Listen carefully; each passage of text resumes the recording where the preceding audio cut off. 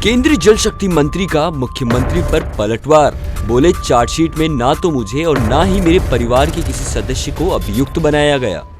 शेखावत ने कहा, मुख्यमंत्री सार्वजनिक रूप से झूठ बोलकर कहीं पुलिस को कोई संकेत तो नहीं दे रहे हैं। नमस्कार, मैं आयुष शर्मा और आप देख रहे हैं नवतेज टीवी। केंद्रीय जल शक्ति मंत्री गजेंद्र सिंह शेखावत ने मुख्यमंत्री अशोक गहलोत पर पलटवार करते हुए कहा कि वे केवल मेरा चरित्र हनन करके मुझे राजनीतिक रूप से कमजोर करने का षड्यंत्र रच रहे हैं और जांच एजेंसी को टूल के रूप में इस्तेमाल करने का काम कर रहे हैं। ये केवल एकमात्र प्रयास नहीं है, वो पहले भी ऐसे प्रयास करते आ रहे हैं।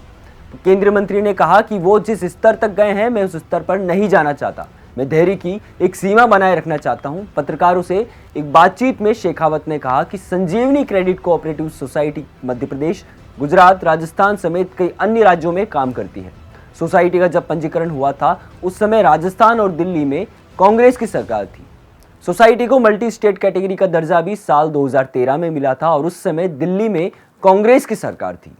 शेखावत ने कहा कि मुख्यमंत्री सार्वजनिक रूप से झूठ बोलकर कहीं पुलिस को कोई संकेत तो नहीं दे रहे हैं। उन्होंने कहा कि मुख्यमंत्री अपने बेटे की हार का खींच तो नहीं उतार रहे हैं। शेखावत ने मुख्यमंत्री को आड़े हाथों लेते हुए कहा कि कोर्ट के आदेश के बावजूद भी उन्होंने मुझे भगोड़ा कहा, मैं जांच में सहयोग नहीं कर रहा हूं ऐसा कहा, मुझे कई तरह की सजाएं दी, मुझे नाकारा, निकम्मा, अकर्मण्य, इनकॉम्पिटेंट, डरपोक कहा। कोरोना में जितनी संज्ञाएं अपने पार्टी के नेताओं को दी थी, उन्होंने वो सारी संज्ञाएं मुझे देने की कोशिश की।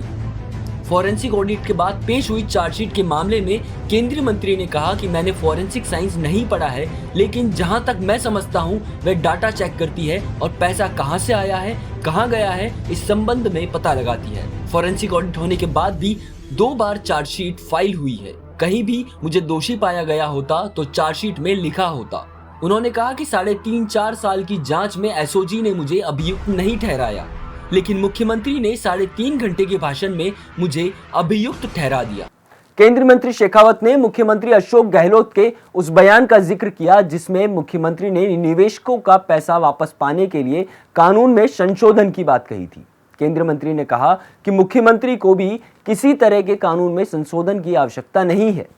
देश की संसद ने 2009 में एक कानून पारित किया था, उस कानून को केवल लागू करने की जरूरत है। 2019 में सांसद ने अनियमित जमा योजनाओं पर प्रतिबंध अधिनियम 2019 पारित किया था।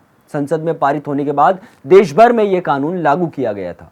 इस एक्ट में स्पष्ट रूप से कंपनी, सोसाइटी, चिटफंड कंपनी आदि द्वारा किए गए फ्रॉड में निवेशकों का पैसा वापस लाना सुनिश्चित किया गया है।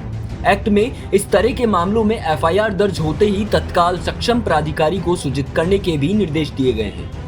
देश के अनेक राज्यों ने सक्षम प्राधिकारी नियुक्त किए हैं, लेकिन अभी तक राजस्थान सरकार ऐसा नहीं कर पाई है। एक्ट में इस तरह के मामलों की जांच सीबीआई से कराने की बात कही गई है। सीबीआई की पहली प्राथमिकता निवेशकों का पैसा वापस पाने की होगी। केंद्रीय मंत्री ने कहा कि यदि राजस्थान सरकार निवेशकों का पैसा वापस लाने के प्रति गंभीर है तो उसे तत्काल संसद द्वारा पारित कानून को लागू करना चाहिए। पेपर लीक के मामले में केंद्रीय मंत्री ने कहा कि जिस तरह से पिछले पेपर लीक मामले में अधिकारियों को, राजनेताओं को जांच से पहले क्लीन चिट दे दी गई थी, उसी प्रकार इस बार एफआईआर से पहले ही क्लीन चिट दे दी गई है। इससे साफ है कि सरकार ने राजस्थान के युवाओं के भविष्य के साथ खिलवाड़ करने का एक और नायाब उदाहरण पेश किया है। फिलहाल के लिए इतना ही। देश और दुनिया की तमाम खबरों के लिए देखते रहिए नवतेज टीवी। देश और दुनिया की हर बड़ी खबर के लिए सब्सक्राइब करें नवतेज टीवी और पल पल के अपडेट्स के लिए बेल आइकन को दबाना ना भूलें, क्योंकि आपकी खबरों का भरोसेमंद साथी है नवतेज टीवी।